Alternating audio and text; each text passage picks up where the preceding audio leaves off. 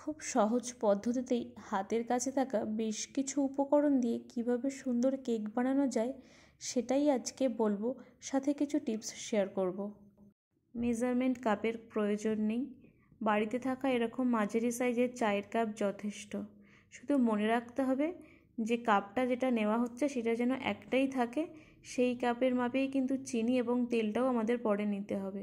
তো এর মধ্যে আমি ময়দায় 1 চামচ বেকিং পাউডার এবং 1/2 চামচ বেকিং সোডা মিশিয়ে নিলাম এবং শুকনো উপকরণগুলো খুব ভালোভাবে মিশিয়ে নিতে হবে। এরপর শুকনো উপকরণগুলোকে একপাশে সরিয়ে রেখে আমি একটা অন্য পাত্র নিয়ে নিচ্ছি, যার মধ্যে আমি ডিমটা ফেটাবো। তো আমি এর জন্য 2টো ডিম নিচ্ছি এখানে, বেশি নেওয়ার প্রয়োজন নেই, 2টো ডিমই যথেষ্ট। এবার ডিমগুলোকে খুব ভালোভাবে হ্যান্ড হুইস্কের সাহায্যে ফেটিয়ে নিতে হবে।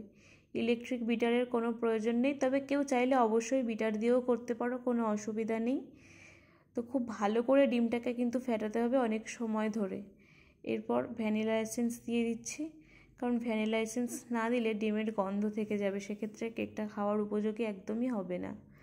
তো ডিমটাকে কিন্তু খুব ভালোভাবে 10 থেকে 15 মিনিট ধরে ফেটিয়ে নিতে হবে।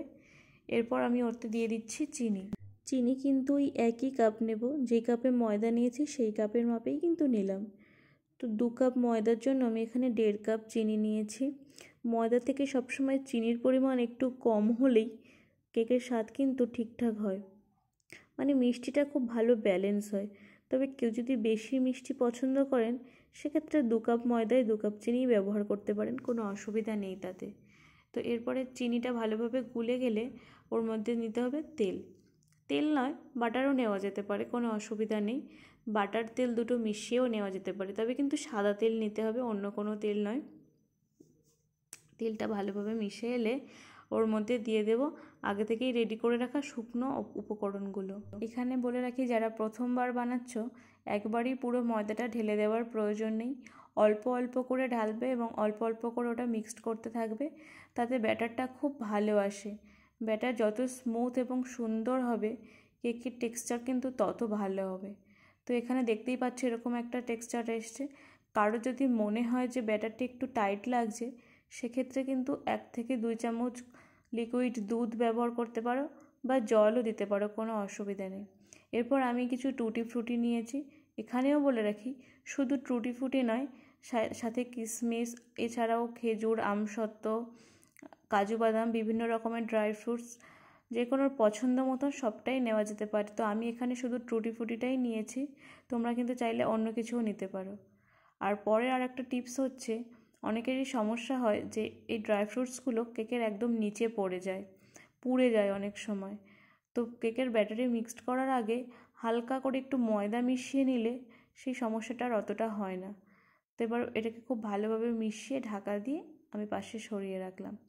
এরপর এরকম একটা কেক টিন আমি নিলাম। তো যাদের কাছে কেক টিন নেই, বাড়িতে থাকা এরকম অ্যালুমিনিয়ামের পাত্র কম বেশি সবার বাড়িতেই থাকে, তো সেটা নেওয়া যেতে পারে, কোনো অসুবিধা নেই।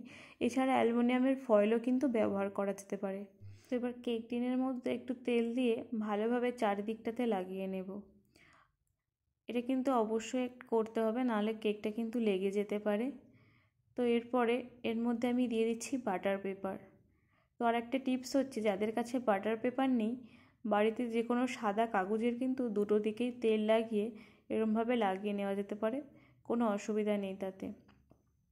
এরপর যে কেকের ব্যাটারটা রেডি করে রাখা আছে সেটা ধীরে ধীরে কেক টিনের মধ্যে দিয়ে দেব।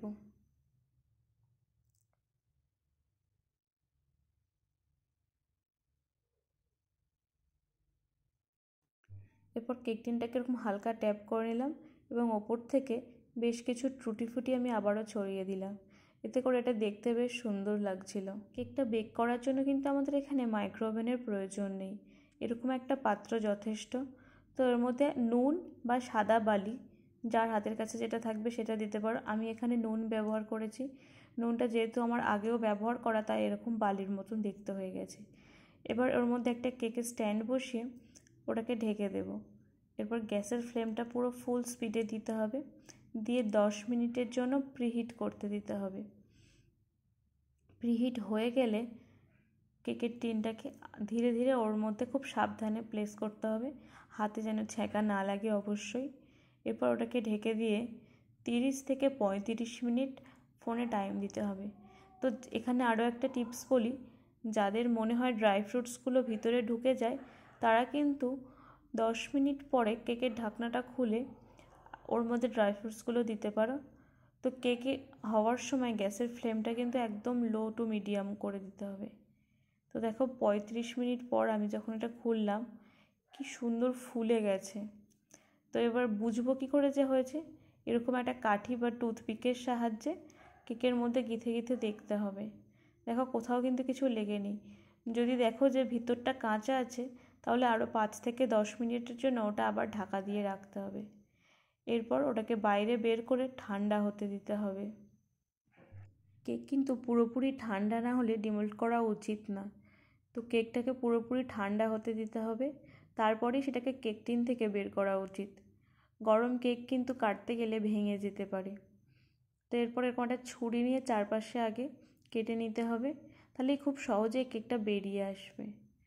তো তোমরা যারা প্রথম বানাচ্ছ বা এর আগে বানিয়েছো ঠিকঠাক হয়নি, তারা একবার এই রেসিপিটা কিন্তু বানিয়ে দেখতে পারো। আর যদি কোনো রকম প্রশ্ন থাকে আমাকে অবশ্যই জানাতে পারো। দেখতেই পাচ্ছ কেকটা কি সুন্দর বেরিয়ে এলো। বাটার পেপারটাও দেখো খুব সুন্দরভাবে উঠে গেছে। টুটি ফ্রুটিগুলো খুব ভালো দেখতে লাগছে। তো এবার কেকটা কেটে দেখাই কেমন হয়েছে। দেখেই বোঝা যাচ্ছে কেকটা ভীষণ সফট হয়েছে কিন্তু, আর ভিতরটাও খুব সুন্দর দেখতে লাগছে। তো তোমরাও এই ভিডিওটা দেখো এবং বাড়িতে বানিয়ে অবশ্যই খেয়েও সবাইকে খাইও। আশা করি সবার খুব ভালো লাগবে। আর যারা এটা দেখে বানাবে তারা অবশ্যই আমাকেও জানিও কেমন হলো।